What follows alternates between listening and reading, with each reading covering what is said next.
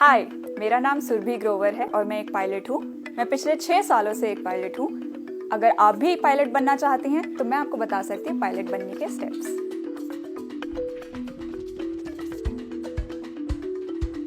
आप 12th class के बाद ही पायलट बनने के लिए एलिजिबल हैं। आपको बस 12th में साइंस स्ट्रीम लेनी होगी और फिजिक्स और मैथ्स में आपको सिर्फ 50% मार्क्स लाने होंगे। पायलट कोर्स रिसर्च करने से पहले आप पहले देखेंगे कि आप मेडिकली फिट हैं कि नहीं। पहले आप क्लास 2 मेडिकल के लिए अप्लाई करेंगे। ये कैसे होगा? ऑनलाइन जाके DGCA वेबसाइट है। DGCA है directorate general of civil aviation.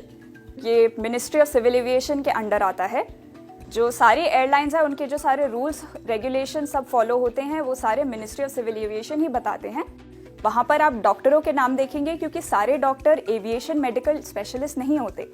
तो क्लास 2 डॉक्टर स्पेशली आप उनके पास जाएंगे। 2 दिन का ये प्रोसेस होगा। वो आपकी मेडिकल फिटनेस चेक करेंगे। 1 महीने तक का आपका मेडिकल असेसमेंट आपको वापस आएगा जिसमें क्लियरली लिखा होगा कि आप मेडिकली फिट हैं। ये हुआ क्लास 2 मेडिकल। इसके बाद आपको क्लास 1 मेडिकल करना होगा जो फाइनली बताएगा कि आप पायलट के लिए एलिजिबल फुल्ली हैं कि नहीं।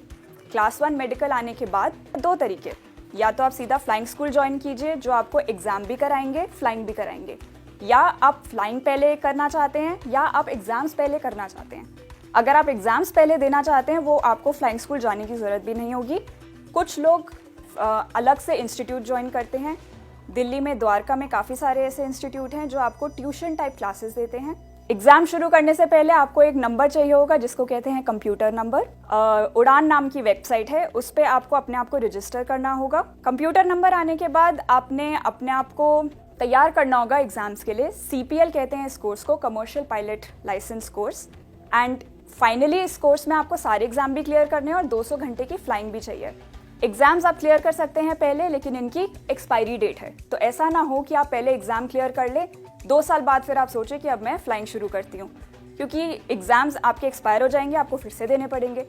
तो जो जनरली एयरलाइंस भी सजेस्ट करती हैं और जो मैं भी सजेस्ट करूँगी कि आप दोनों साथ साथ करिए। आप ऐसा फ्लाइंग इंस्टीट्यूट ज्वाइन कीजिए जो आपको एग्जाम्स कराते हैं, जो आपको ग्राउंड क्लासेस भी देते हैं।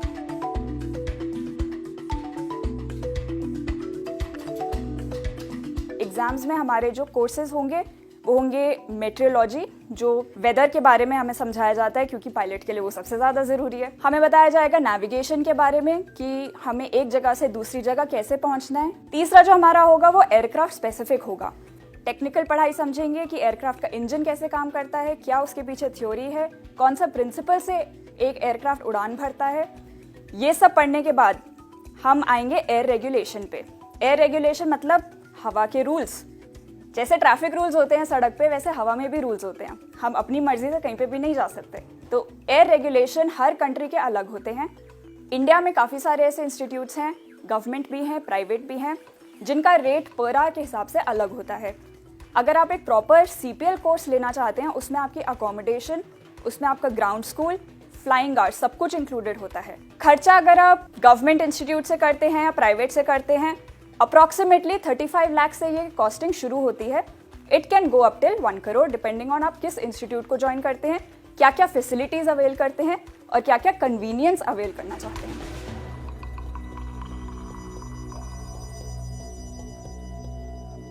जॉब अप्लाई करने के लिए प्रोसीजर है, उसमें भी सिर्फ इंटरव्यू नहीं होता। जहाँ आप कैडेट प्रोग्राम से के थ्रू जाएं या आप कोर्स करने के बाद फिर जॉब के लिए अप्लाई करें, जो इंटरव्यू प्रोसेस होगा that is not just an interview. उसमें आपका हैंड आई कोऑर्डिनेशन भी किया जाएगा। तो हैंड आई कोऑर्डिनेशन बेटर करने के लिए वीडियो गेम्स खेलना बहुत ही बढ़िया ऑप्शन है। जो आपका राउंड होता है फर्स्ट राउंड, उसमें तो रिटन एग्जाम होगा जिसमें आपके 12th के लिए फिजिक्स एंड मैथ्स के ऊपर क्वेश्चंस पूछे जाएंगे। सेकेंड राउंड जो होगा ये क्लियर करने के बाद वो होगा वीडियो गेम टाइप एक टेस्ट। उसके बाद आपका प्रॉब्लम सॉल्विंग टेक्निक देखी जाती है, एनालाइज की जाती है कि अगर आपको काफ़ी सारी मल्टीटास्किंग दी जाए तो आप उस चीज़ को कैसे हैंडल करते हैं, अब क्या चीज़ प्रायोरिटाइज करते हैं।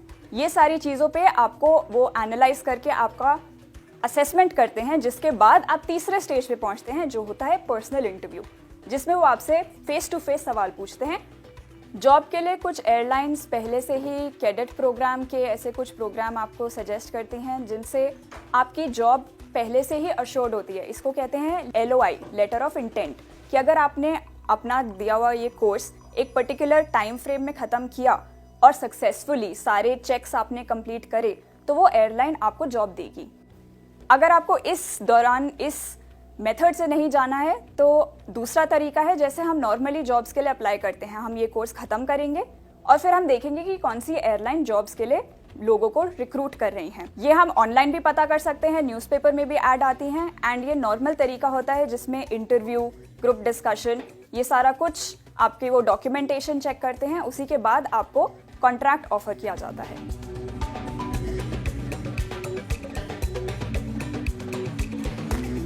चैलेंजेस की अगर हम बात करें कि पायलट को डर नहीं लगता, सबको डर लगता होगा, बट पायलट की जो ट्रेनिंग है वो उसी डर को काबू में रखने के लिए की जाती है। हमारी जो ट्रेनिंग होती है वो सिमुलेटर बेस्ड भी काफ़ी सारी होती है, जिसमें हमको हर तरीके की इमरजेंसी हैंडल करनी सिखाई जाती है। एंड उस सिमुलेटर में आप काफ़ी सारे घंटे बिताते हैं, जिसमें इंस्ट्रक्टर आपको समझाते हैं सारे नॉर्मल प्रोसीजर और सारे अबनॉर्मल प्रोसीजर। तो जब पैसेंजर्स ऑन बोर्ड होते हैं हम इमरजेंसीज प्रैक्टिस नहीं करते हैं, बट हम सिमुलेटर्स में सारी इमरजेंसीज प्रैक्टिस करते हैं कि जिस दिन एक्चुअल इमरजेंसी हो इन द एयरक्राफ्ट हमें पता हो एग्जैक्टली क्या स्टेप फॉलो करने हैं और कैसे सब कुछ सही सलामत सही नीचे पहुंचना है। तो अगर आप भी पायलट बनना चाहती हैं तो मैंने आपको बताया पायलट बनने के स्टेप्स, तो चलिए उड़ाइए मेरे साथ।